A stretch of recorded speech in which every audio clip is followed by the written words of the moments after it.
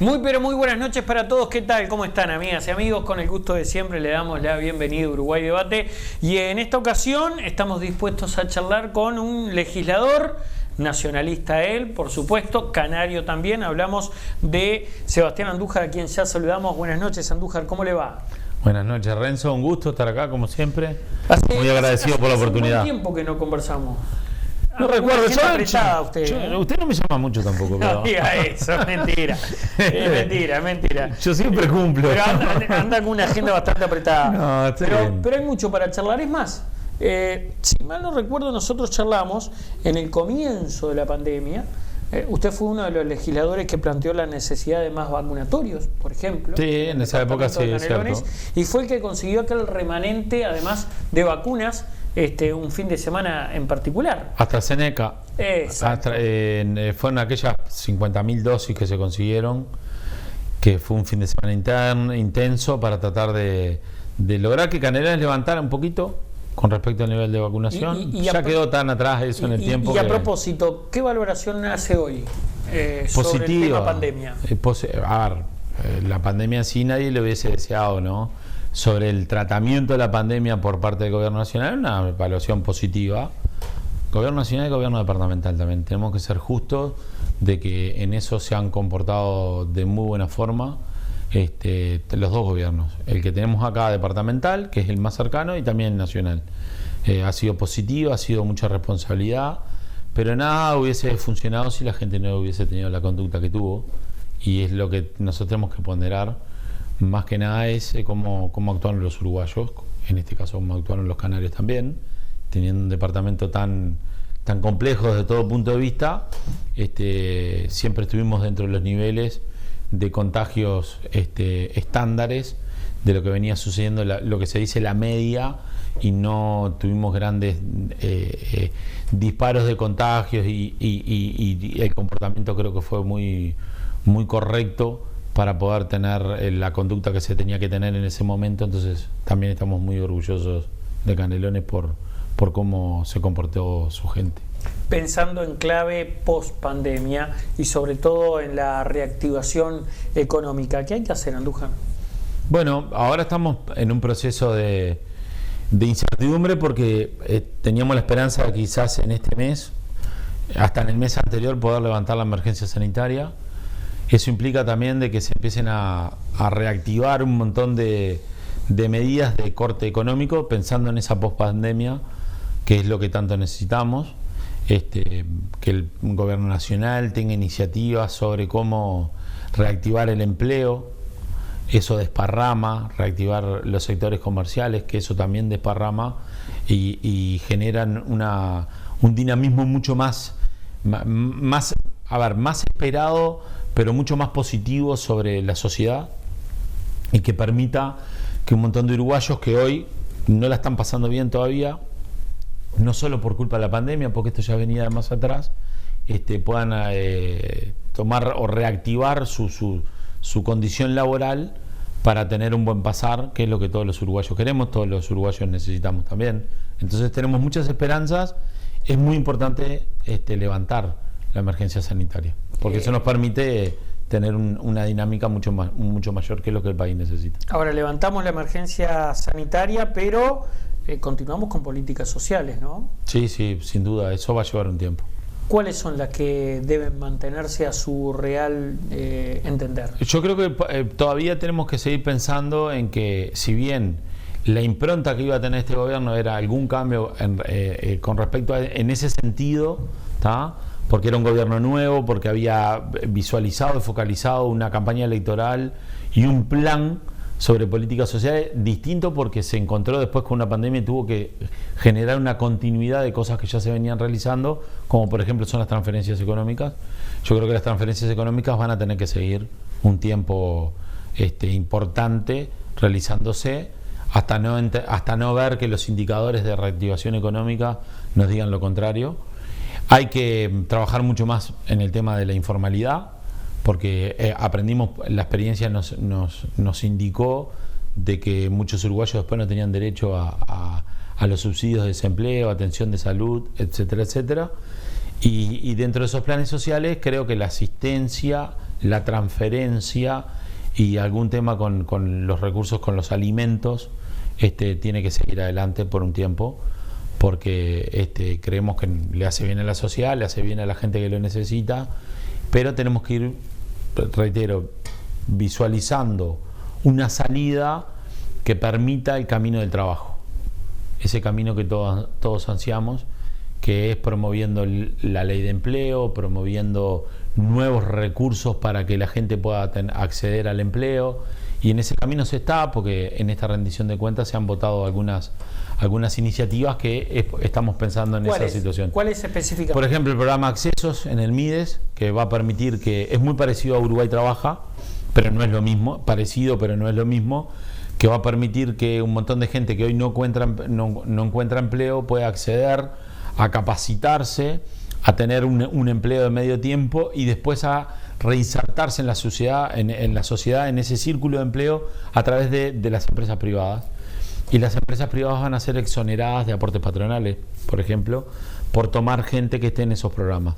Eso va a generar un círculo laboral muy importante y mucho más completo, que gracias al Estado y la función pública se pueda terminar trabajando en lo privado. Y a ese privado que da una mano se le recompense por hacerlo, por ejemplo, con alguna exoneración tributaria y de carácter impositivo. Entonces creemos que eso es bueno. La ley de empleo y el programa Accesos del MIDES van a facilitar esas cosas. Y otra de las cosas también, profundizar sobre las transferencias, porque si bien se está hablando que en nuestro país hay más pobreza, pero hay más pobreza coyuntural, hay más pobreza porque en el mundo a través de la pandemia ha crecido la pobreza. Además, más allá de que Uruguay está por debajo de la media de América Latina aumentó la pobreza un 3.4, Uruguay aumentó un 2.4, otros países aumentaron casi un 10, por ejemplo Argentina, México, Venezuela ni hablar, no tenemos los números, pero los que hay, si bien podemos creer o no, están en torno al 10, Ecuador, Colombia, todos cerca del 10, nosotros estamos en la franja abajo, por debajo de la media, que es de 3.4, estamos en 2 puntos y algo, como te decía anteriormente. Esa gente que está dentro de la línea de la pobreza, tratar de que reciba una asistencia del Estado que permita que poder atender a los chicos, sobre todo la primera infancia. ¿Y por qué voy en eso, Renzo? Porque la gente tiene que saber que lamentablemente la pobreza en Uruguay tiene cara de niño. Es algo que hace tiempo lo conocemos, sabemos los datos, pero la gente tiene que entenderlo. Tiene cara de niño.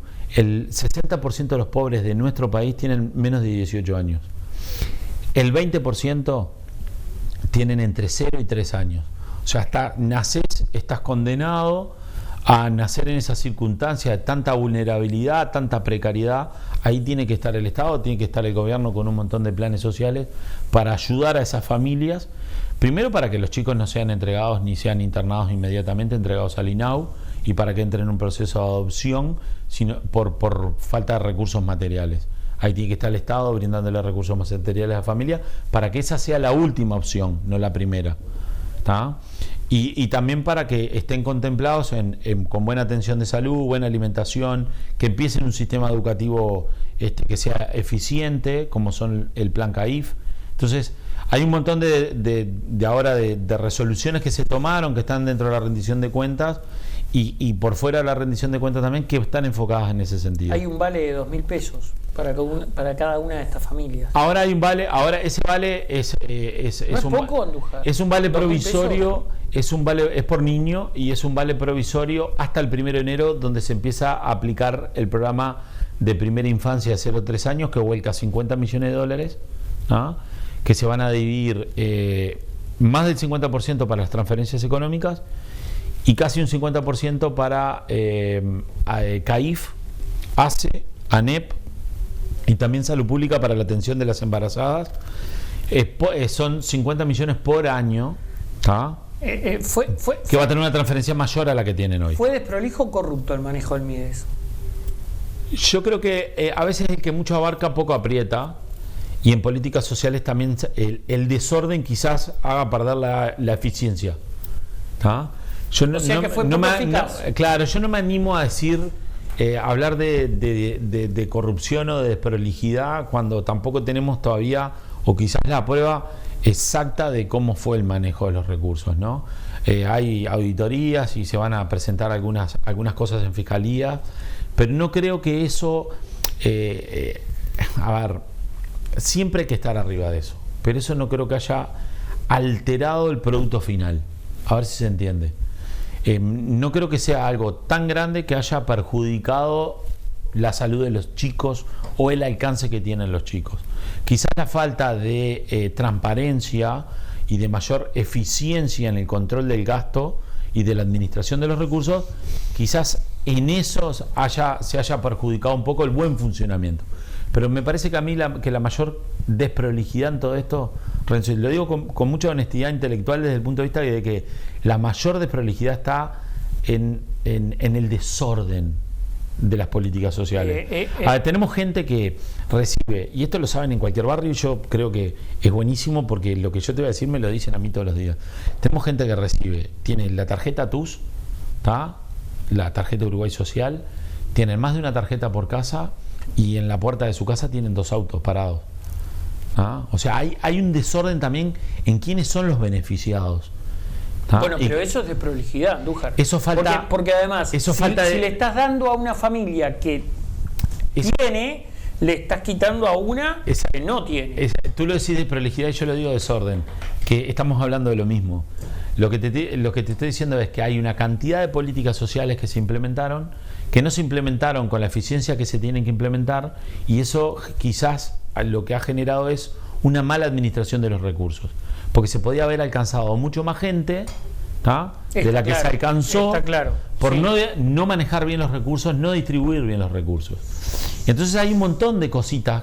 Vos fíjate que tenés la asignación familiar ahora lo pudimos ver todo en pandemia, ¿no? Porque duplicamos asignación familiar, duplicamos tarjeta TUS, se generó la TU app o APP, como se les dice, ¿tá? Que es para el tema de las canastas, de las canastas alimenticias. Se volcó muchísimo dinero en ollas populares, muchísimo dinero en ollas populares, ¿tá? Que las volcó el MIDES, el gobierno nacional, aunque a veces la gente piensa que las volcó el gobierno departamental o que las volcó solamente hasta el municipio, ¿tá? Pero acá hay una política de Estado nacional, de gobierno nacional, que se volcó muchísimo dinero. O sea, se tomaron un montón de iniciativas y se venían tomando a través del tiempo un montón de iniciativas que quizás no se focalizaban o no se centraban en solucionar problemas de fondo. Eso creo que fue el mayor problema del gobierno anterior.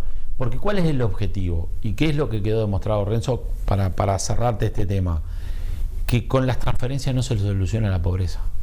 La pobreza con entregar dinero. Exacto. La transferencia monetaria, que es la entrega de dinero, dicho de otra manera, no soluciona la pobreza. La pobreza la soluciona el trabajo.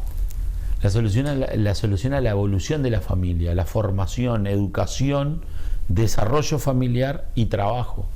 Eso es lo que soluciona. Y también un buen sistema de cuidados.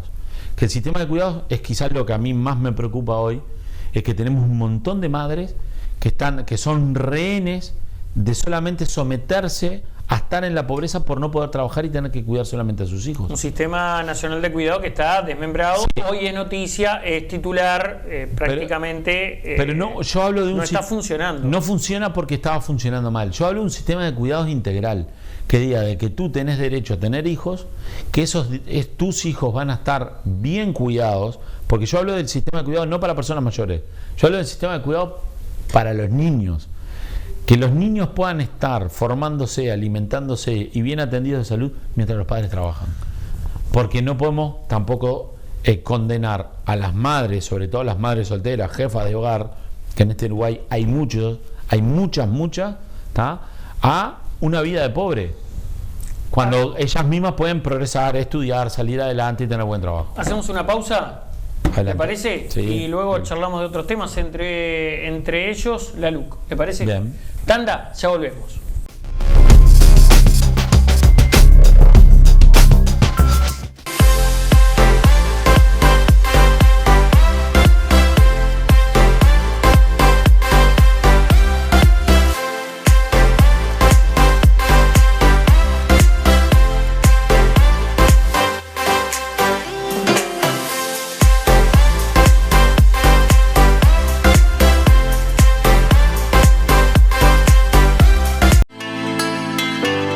No sufras el invierno, disfrútalo con los mejores calefactores Vázquez. Brindamos calor y seguridad en tu hogar. Calefactores desde 8.900 pesos. Contamos con toda la cañería para su instalación. Conocenos. Correch 1164 Pando. Envíos a todo el país. Comunicate al 094 925 270. Calefactores Vázquez. Seguimos creando momentos. Seguinos en Facebook. Calefactores Vázquez. Empresa de ómnibus SAT crece para vos, brindándote cada día mejor servicio. Línea 5, Atlántida, Estación Atlántida. Línea 6, Pando, Parque del Plata, pasando por Empalme Olmos. Línea 7, Atlántida, Jauregui Berry. Y línea 8, Atlántida Soca. Informate más por el 4372-0034 o vía email a satsrl@hotmail.com. Aqua Pura, una elección inteligente con bajo contenido en sodio. Haga su pedido al 0800 2782 y se lo entregamos en la puerta de su casa, en Montevideo y Canelones. www.aquapura.com.uy.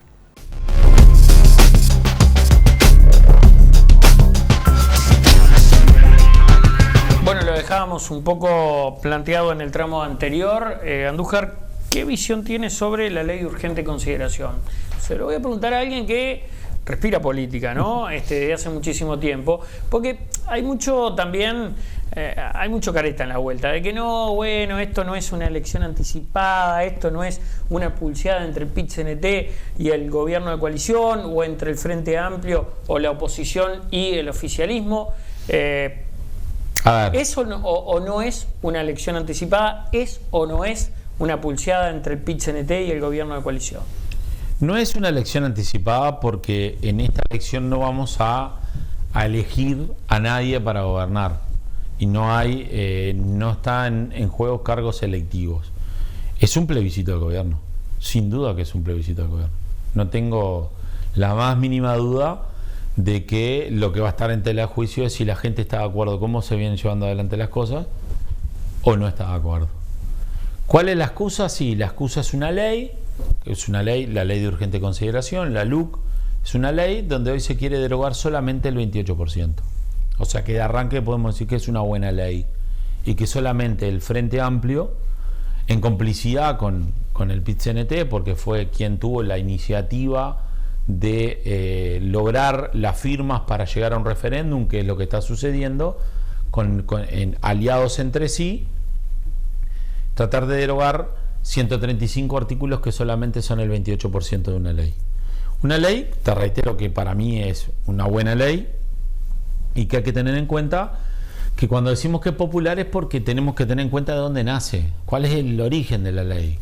¿Y cuál es el origen de la ley? Tú cuando estás haciendo campaña electoral estás recorriendo el país y estás percibiendo las cosas que la gente te está pidiendo, las cosas que la gente entiende que en este país tienen que cambiar. Y lo que se optó fue por un cambio de gobierno, por una nueva filosofía política, económica y social, porque la gente eligió cambiar en octubre del 2019. Y posteriormente en el balotaje en noviembre del 2019. Entonces, si la gente elige cambiar, es porque deposita en ti cierta confianza en entender que tú sos la mejor herramienta para llevar adelante los cambios que la sociedad está demandando. Y de esos 135 artículos, ¿dónde se ve reflejado ese cambio? Y por ejemplo, la seguridad. Es el ejemplo más notorio. La legítima defensa, el respeto a la autoridad, el respeto a los bienes del Estado, la no resistencia al arresto, la seguridad, vivir en paz, tratar de tener políticas de seguridad que sean efectivas.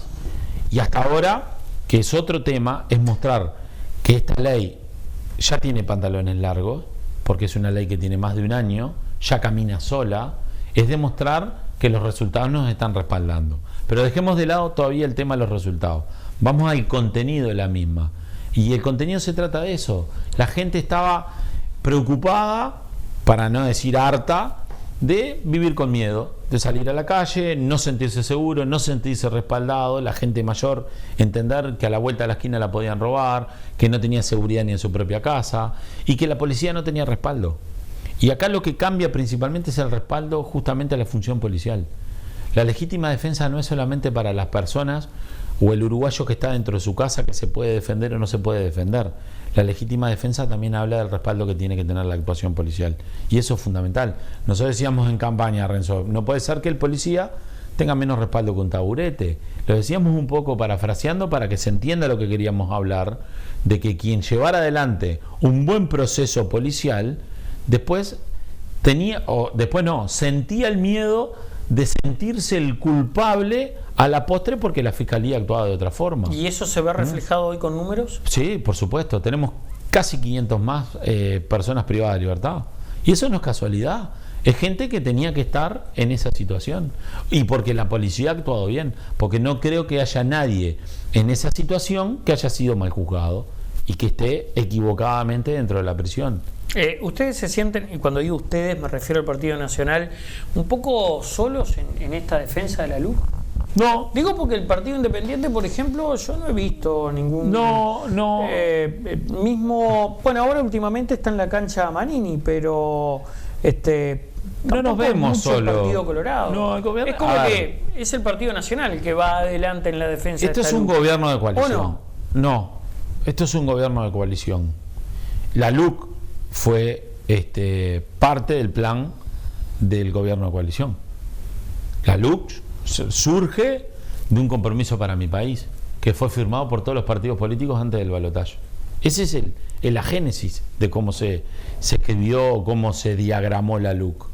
Entonces están todos involucrados.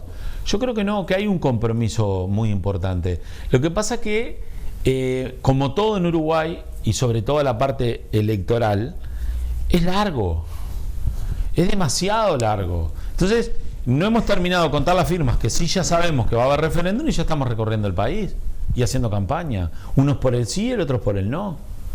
Entonces es un proceso que después termina superando la capacidad de la gente, provocando un hartazgo y un mal humor y una incomodidad que no es la adecuada. En esa campaña por el sí y por el no, ¿cómo interpreta usted las palabras, las declaraciones del sindicalista argentino que habló de echar a Luis Lacalle Pou? Bueno, vamos al principio de la cuestión hoy. Cuando tú decías si era contra el gobierno o no era contra el gobierno, eso es una manifestación de entender que no solamente contra el gobierno, sino contra la persona que hoy preside nuestro país. A mí me parecen fuera de tono, fuera de lo que es nuestra cultura democrática también. Escuchar tan enervado a una persona hablar y poner en duda nuestra situación democrática, porque nosotros no echamos presidentes. Los presidentes los echan en Argentina. En Uruguay no echamos presidentes. Sea del partido que sea, no los echamos nunca. ¿Ah? Eso es una cuestión que está fuera de nuestra cultura democrática. Y nuestra cultura democrática es sagrada. Yo no creo que haya ni un frente amplista que esté de acuerdo con las expresiones que hizo el sindicalista este fin de semana, viniendo a un país extranjero, invitado por un movimiento sindical a hablar de política electoral y hablar de las políticas sociales o a hablar también de las políticas que implementa un gobierno. A mí me parece no solamente de mala educación, sino de falta de conocimiento de lo que es nuestra propia cultura. Me consta que usted tiene un muy buen trato con el actual ministro del Interior. Bueno, de hecho estuvo haciendo campaña en el departamento en las últimas elecciones con la lista 71. Mantuvo un encuentro. Con la 33. Con la 33, bueno, la 71 era de Heber, ¿no? No la deja afuera. En Montevideo. No la deja afuera. En Montevideo. Bueno, a ver, se reunió hace muy poquito con él. Vamos a hablar de dos cosas. Lo que le transmite él sobre su gestión, pero además sobre el punto en sí de la reunión, que es por este llamado a comisión respecto a la formalización del chofer de Pereira, ¿no? De Susana Pereira. ¿Qué hay para decir sobre ese tema, Andújar? Es una noticia que nos sorprendió. A ver, hay que poder separar. En estas cosas hay que ser muy claro, ¿no? Que esté en comisión con una diputada o un diputado no es causal para lo que sucedió, no forma parte de la causa del problema, ¿tá? Porque eso Y más aún cuando está la justicia investigando el tema. Después que la justicia termine la investigación, ahí podremos opinar o podemos saber si esto forma parte de otra cosa. En un principio nos sorprendió, lo hablamos, yo soy el presidente de la Comisión de Seguridad, que es quien citó al ministro ahora para que fuera a comisión. Antes de llegar acá me estaba confirmando que seguramente sea el lunes próximo, ¿ah? No solamente para hablar de ese tema, sino otros temas más que respectan al tema de la seguridad.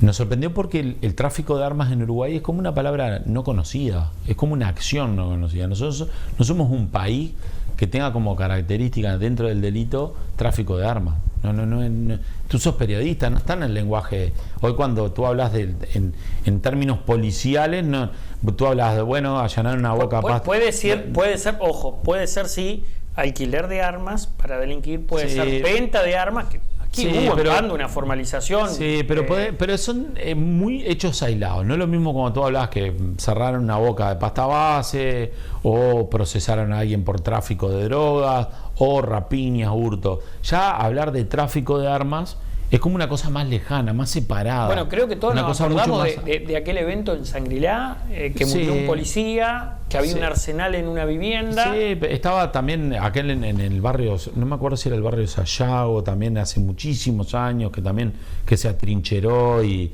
tenía un arsenal, eran coleccionistas, o sea, pero son casos aislados.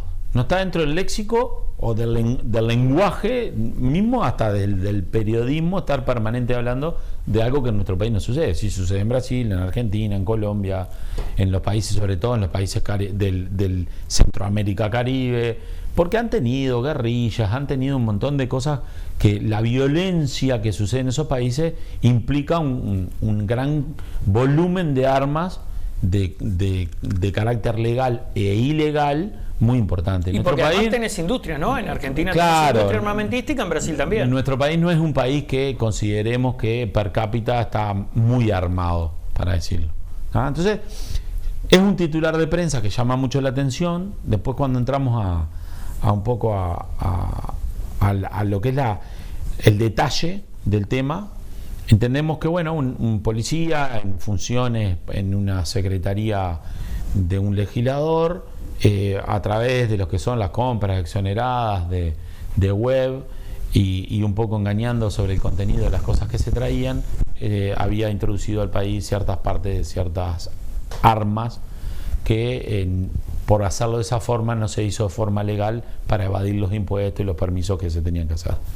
Obviamente que actuó muy bien, creo que el Ministerio del Interior, con las denuncias que hizo, cuando fue consultado por aduana, que habían detectado ese procedimiento. Pero hasta ahora es lo que sabemos, no se sabe más. No estamos hablando de que había un contenedor de ametralladoras, ¿tá? Porque eso hay que ser responsable con esa información. Y después, con respecto a la asociación por estar en comisión con un legislador, también tenemos que tener mucho cuidado, ¿tá? Porque existe una relación de trabajo, pero también existen acciones particulares de las personas. Todos los legisladores tenemos personas en comisión. Yo tengo personas en comisión. Uno mañana no sabe si alguien que esté en comisión pueda cometer un error o pueda cometer un delito. Está claro. Eso no implica, que si así sucede, sea realmente. Pero hay que dejar que la justicia evolucione, vaya evolucionando en el tema. Ese personal lo determinó, lo designó el Ministerio del Interior actual o el anterior, porque ahí está. Desde el punto de vista administrativo, lo que queda reflejado siempre en los papeles fue a solicitud del legislador. Yo, mis personas que me asesoran y que trabajan en mi secretaría o en el entorno, son solicitados por mí.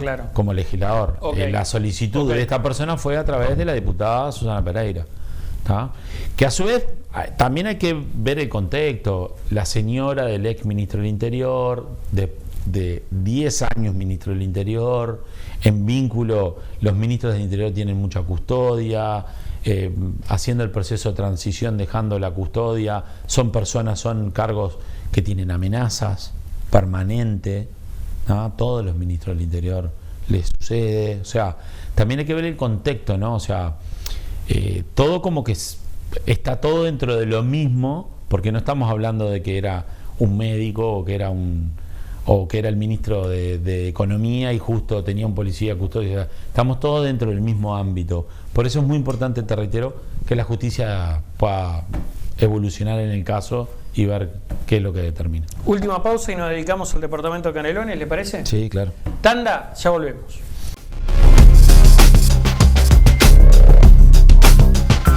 Acción inteligente, con bajo contenido en sodio. Haga su pedido al 0800 2782 y se lo entregamos en la puerta de su casa, en Montevideo y Canelones, www.aquapura.com.uy. Funeraria Interbalnearia, servicio fúnebre, previsora propia, cremaciones y artículos fúnebres. Somos la única empresa con todos los convenios. Ruta Interbalnearia, kilómetro 46500, Atlántida. Teléfono 4372-4231. Empresa de ómnibus SAT crece para vos, brindándote cada día mejor servicio. Línea 5, Atlántida, Estación Atlántida. Línea 6, Pando, Parque del Plata, pasando por Empalme Olmos. Línea 7, Atlántida, Jauregui Berry. Y línea 8, Atlántida Soca. Informate más por el 4372-0034 o vía email a satsrl@hotmail.com. Seguimos creciendo juntos. Te presentamos una nueva forma de comunicarnos. Llámanos más rápido. Descarga ya la aplicación de Taxis El Tiburón. Válido para todos los celulares, desde App Store y Play Store. Taxis El Tiburón. Más legal, más cómodo, más seguro. Único con asistencia al viajero.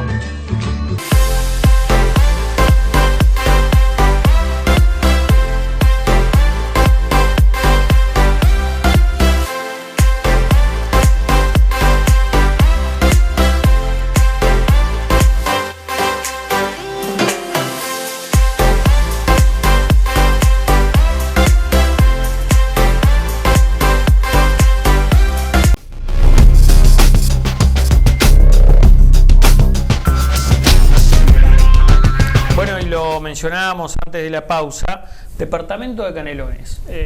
Me enteré, Andújar, que usted está oficiando de nexo, de articulador así entre el intendente y algunas carteras ministeriales o el propio gobierno central, porque las cosas no quedaron bien después del fideicomiso, ¿no?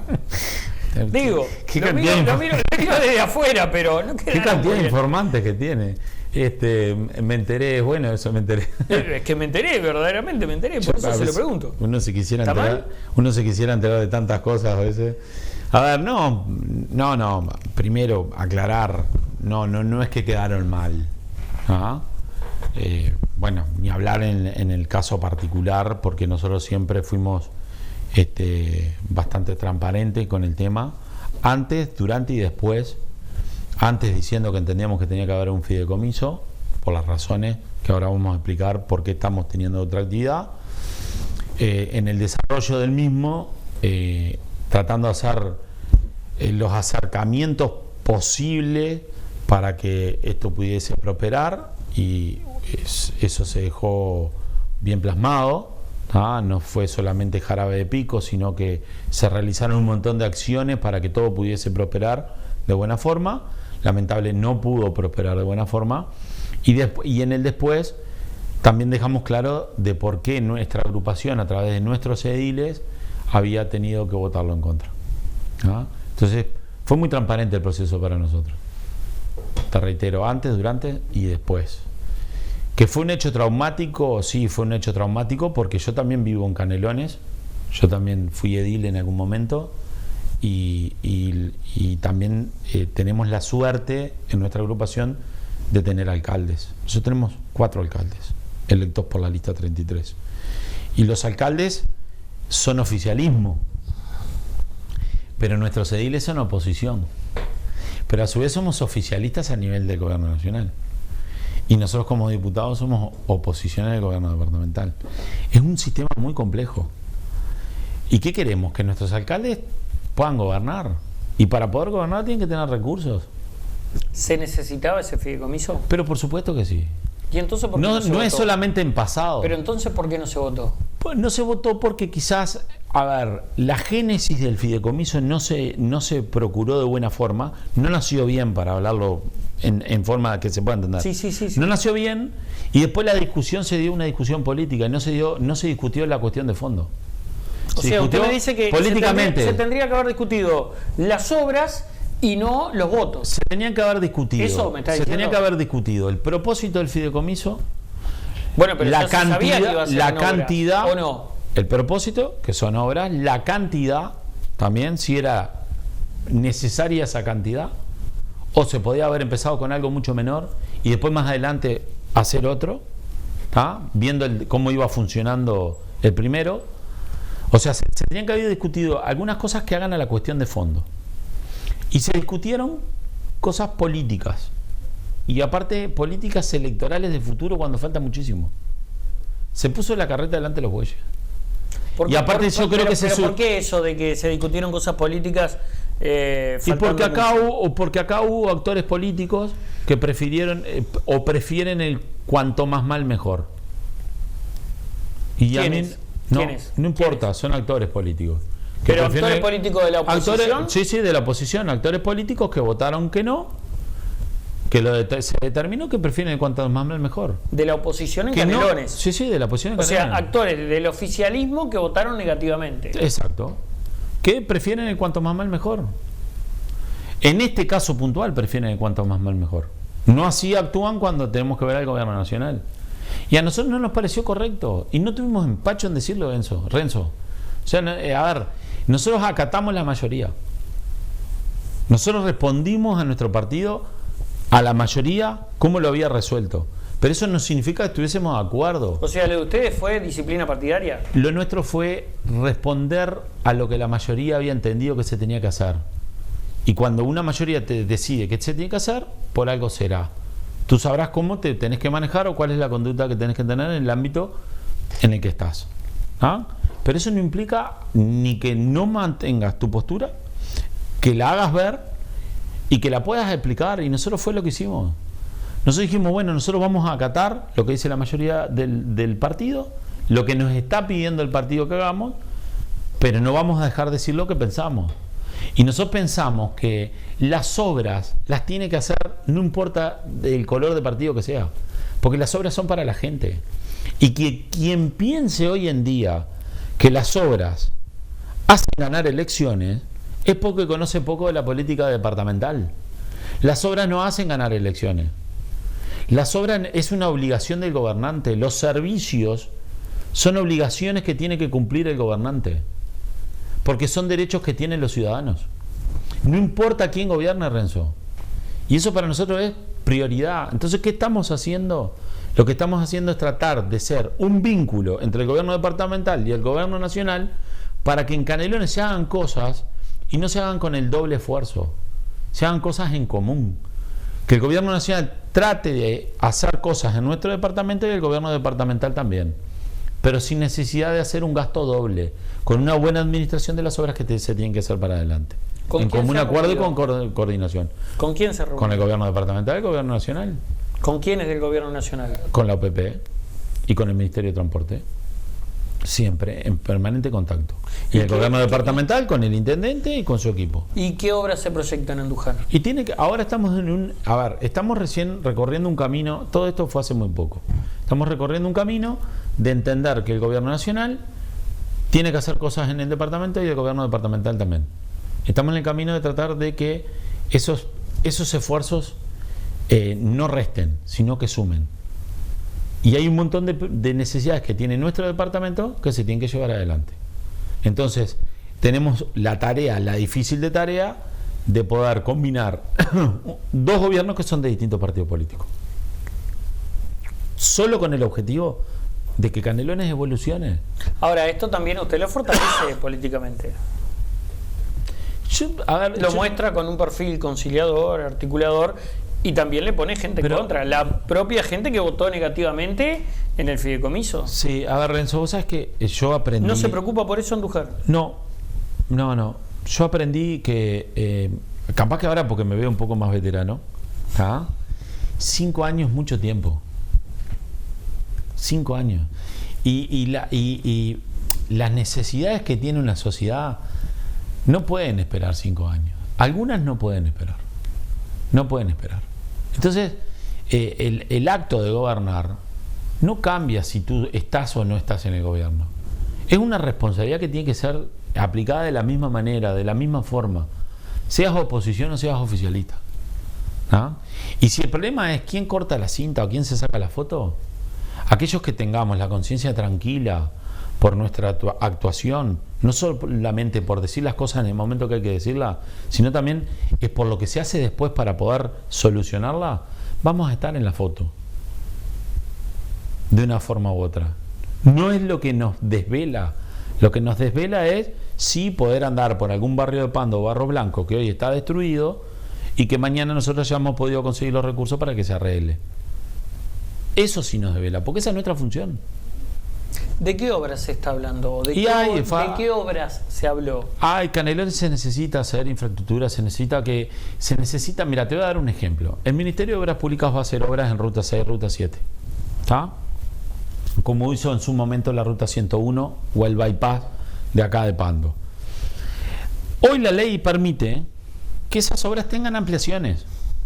Y a veces no cuesta nada, si tienen ampliaciones, que se puedan meter un poco en la parte urbana. Y son obras de carácter nacional que a veces pueden incidir en lo que es el gobierno departamental. Porque si tú estás haciendo una obra en una ruta nacional de gran porte y de gran infraestructura, pero estás atravesando 2 o 3 barrios que no tienen cordón cuneta, que no tienen pavimentación, que realmente está absolutamente destruida toda su infraestructura, capaz que con una pequeña ampliación se puede acceder a poder ayudar un poco a esos barrios que tú estás atravesando. ¿Y qué es lo que nos sucede en Canelones hoy? ¿Qué ruta nacional hoy no se está metiendo en ningún trayecto urbano? La ruta 8, desde que nace en Montevideo hasta la ruta 11, ya podrían, bueno, hasta Empalme es una ciudad. Es una ciudad. La ruta interbanearia es una ciudad. La ruta 5 es una ciudad. O sea, hay cosas que se pueden combinar, que el esfuerzo del gobierno nacional se puede trasladar a ayudar en cosas de carácter departamental. Y después está la voluntad de lo que son tratar de conseguir los recursos. Y la OPP con el Congreso Nacional de Intendentes trabaja permanentemente. Y no será el Congreso Nacional de Intendentes quien tenga que determinar en algún momento algún fideicomiso nacional para repartir entre todas las intendencias. Y que no sean solamente fideicomisos aislados que después se diriman en una junta departamental y según el color del partido que sean se votan o no. Porque yo te doy un ejemplo, acá quedó afuera Rocha en el fideicomiso y Rocha es del Partido Nacional, pero los ediles del Frente Amplio le votaron en contra del fideicomiso. Quedó afuera Canelones. ¿Existió verdaderamente esa negociación? Sí, por supuesto que existió, sí. Se hicieron todos los intentos posibles, porque lo que es bueno para Canelones tiene que ser bueno para otro lado. Esa es la máxima. ¿Por qué si es bueno para Rocha no es bueno para Canelones? Eso fue lo que yo le planteé a mis compañeros. ¿Por qué si en Rocha estamos pidiendo un fideicomiso como blanco para mejorar la infraestructura y lo queremos votar en Rocha, por qué no lo votamos en Canelones? ¿Cuál es la dificultad tan grande para votarlo? Con la base de que todos sabemos que para tener un fideicomiso tenés que tener la aprobación, la calificación aprobada para hacerlo. Nosotros no somos, claro, no son los ediles. Para que quede claro, tenés que tener una economía saneada, porque si no nadie te presta plata. Tenés que tener el aval financiero. Cortita la bocha. Tenés que tener la calificación, no solamente por parte del gobierno nacional. No hay préstamo. No solamente por parte del gobierno nacional, sino por el ámbito privado. Entonces, partiendo de eso, de que están calificados para poder hacerlo, ¿son los ediles, somos nosotros los legisladores los que podemos poner en tela de juicio eso? Yo no soy capaz.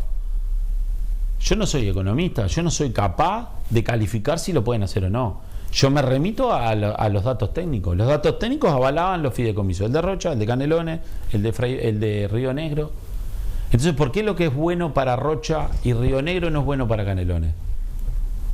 Entonces, esa discusión creo que fue la que no se dio de buena forma.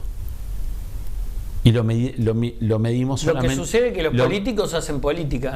Bueno, pero nos fuimos de mambo. lo medimos con una vara netamente electoral, Renzo. Y no está bien. No está bien. Porque la gente necesita obras. Ahora usted sabe que va a ser castigado cuando se saque la foto cortando la cinta, ¿no? Por los propios, acá en Canelones. Si yo me siento... Bueno, ya jugó por fuera una vez, tranquilamente puede jugar por fuera dos, ¿no? Yo si me siento parte de la solución, no me importa que me castiguen. Porque la política no es para los políticos, la política es para la gente también. ¿Ah? Y acá uno tiene que saber para qué está y cuál es el fin que tiene. Y el fin que tienen, por lo menos el mío, es tratar de lograr cosas. Te vuelvo a repetir, el tiempo pasa y pasa rápido. Y yo creo que la gente no admite la demora de las soluciones. Si tú estás en tu casa y tienes que sacar tu auto en un día de lluvia y no puedes salir por el estado en que se encuentra tu calle, en ese momento, si te acordás de los políticos, te acordás mal. ¿Te acordás? Mal. ¿Ah? O sea, no te acordás si son blancos, colorados, frente amplistas. Están todos dentro de la misma bolsa. Y no va a ser de buena manera. Entonces, hay que pensar un poquito en la gente a veces. Hay que pensar un poquito en quienes nos votan. Yo creo que en este proceso nos equivocamos. Yo hago mi autocrítica.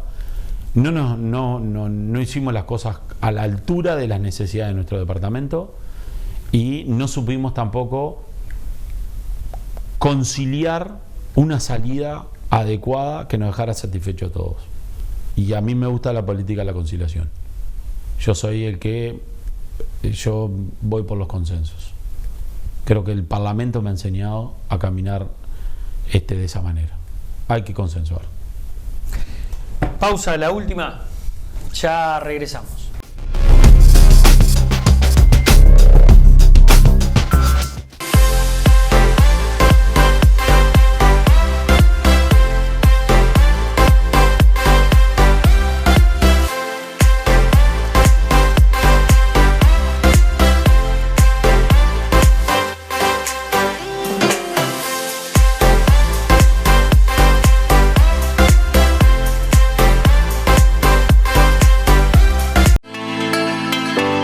No sufras el invierno, disfrútalo con los mejores calefactores Vázquez. Brindamos calor y seguridad en tu hogar. Calefactores desde 8.900 pesos. Contamos con toda la cañería para su instalación. Conocenos. Correch 1164 Pando. Envíos a todo el país. Comunicate al 094 925 270. Calefactores Vázquez. Seguimos creando momentos. Seguinos en Facebook. Calefactores Vázquez. Funeraria Interbalnearia, servicio fúnebre, previsora propia, cremaciones y artículos fúnebres. Somos la única empresa con todos los convenios. Ruta Interbalnearia, kilómetro 46500, Atlántida. Teléfono 4372-4231. Empresa de ómnibus SAT crece para vos, brindándote cada día mejor servicio. Línea 5, Atlántida, Estación Atlántida. Línea 6, Pando, Parque del Plata, pasando por Empalme Olmos. Línea 7, Atlántida, Jauregui Berry. Y línea 8, Atlántida Soca. Informate más por el 4372-0034 o vía email a satsrl@hotmail.com. Seguimos creciendo juntos. Te presentamos una nueva forma de comunicarnos. Llámanos más rápido. Descarga ya la aplicación de Taxis El Tiburón. Válido para todos los celulares desde App Store y Play Store. Taxis El Tiburón. Más legal, más cómodo, más seguro. Único con asistencia al viajero.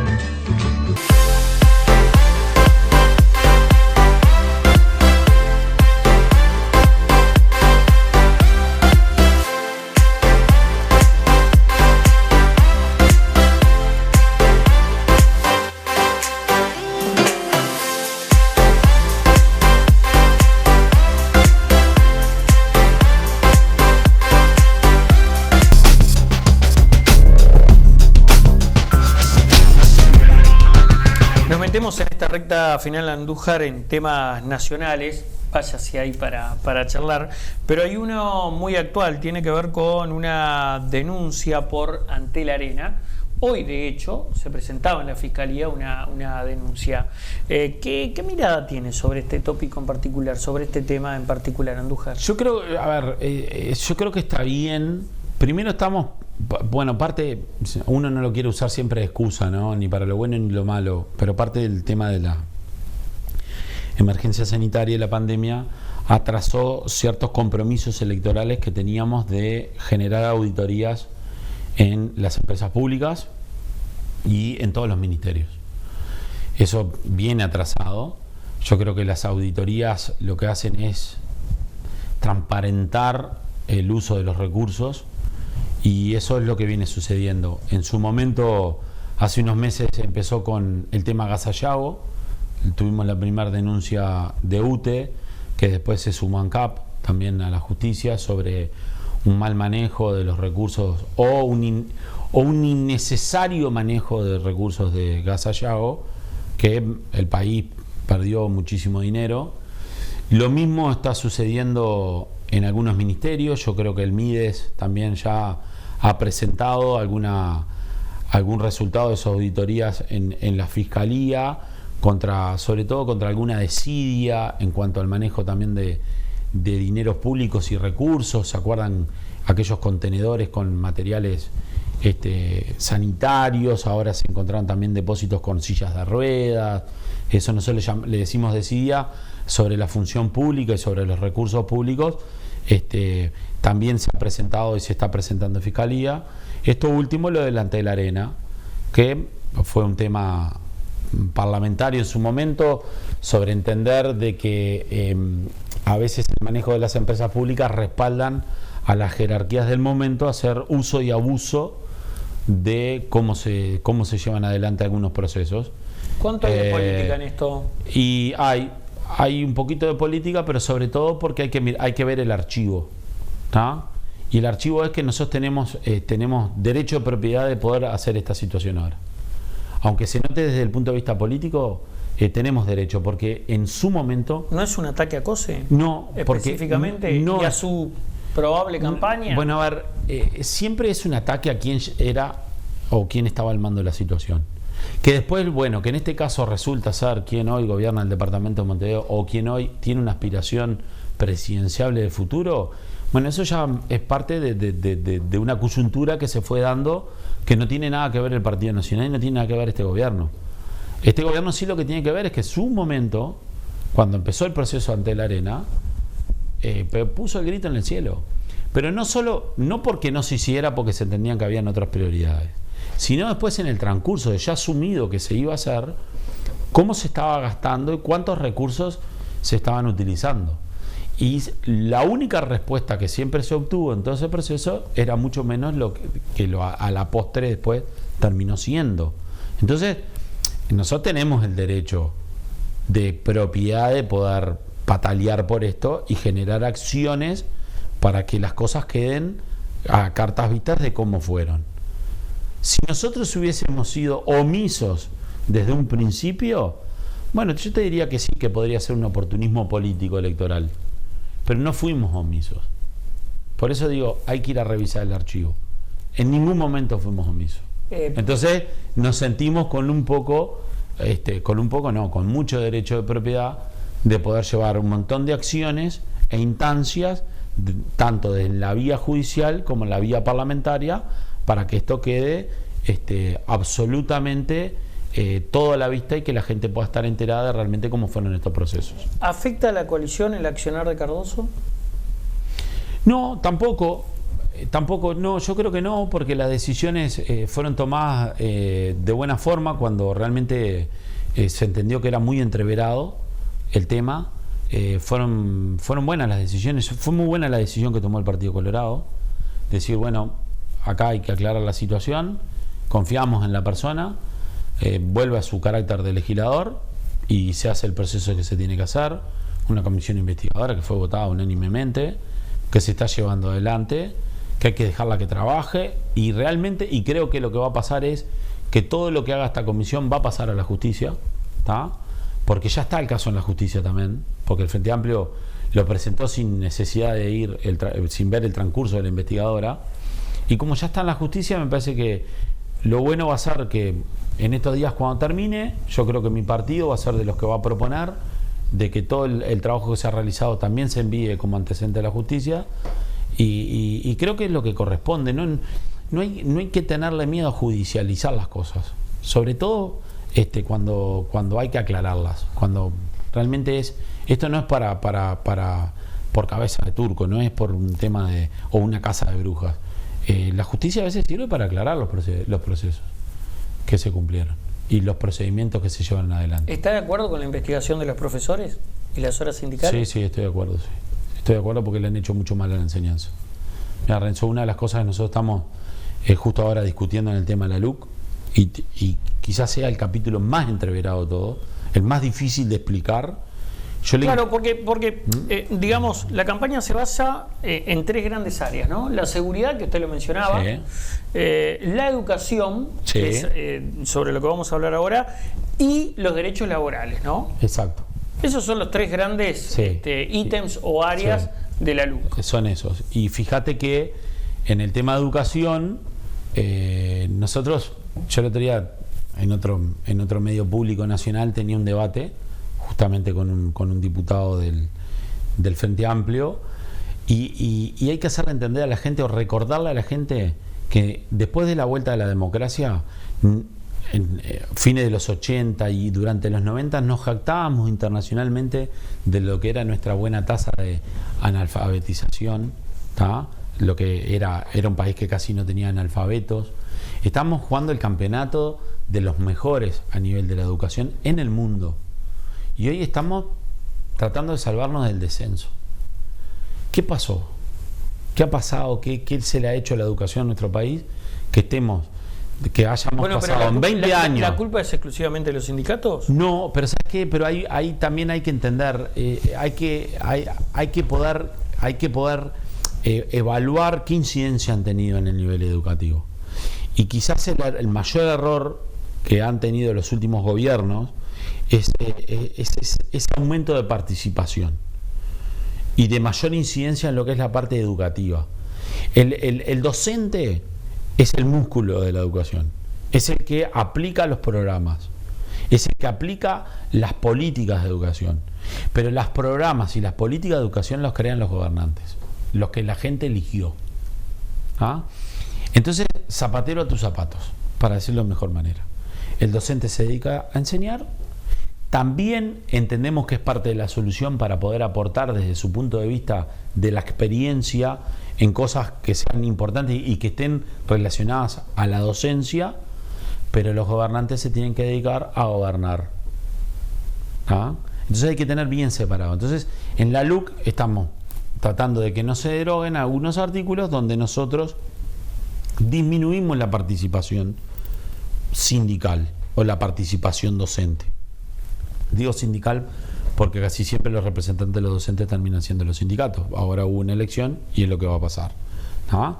Entonces, disminuir un poco esos ámbitos para que la cosa no esté tan entreverada y volvamos a retomar un nivel educativo como el que teníamos, como el que nos sacábamos el lustre de lo que éramos a nivel no solamente de América del Sur, América Latina y América, de los mejores del mundo, y volver a pelear por el campeonato en todo sentido. En educación primaria, que tenemos una deserción increíble en primaria, ni hablar en educación media, ¿tá? Los niveles de terminar, de superar el bachillerato son bajísimos, son el peor de la región.